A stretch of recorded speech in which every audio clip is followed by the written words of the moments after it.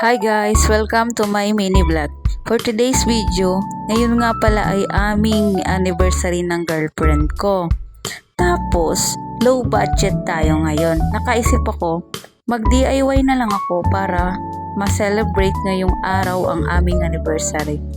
At kinuha ko nga pala yung mga pagkain na nakastock at ginawa ko siya ng bouquet.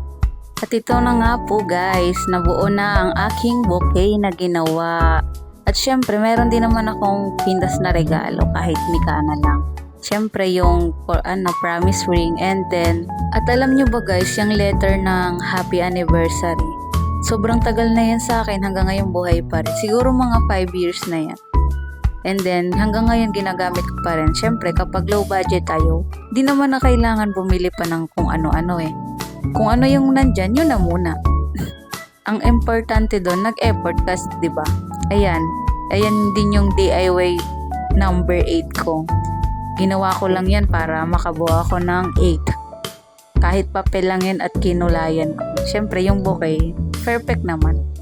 And then, tsadan, kahit ganyan lang yan guys. At gumawa nga pala ako guys ng video.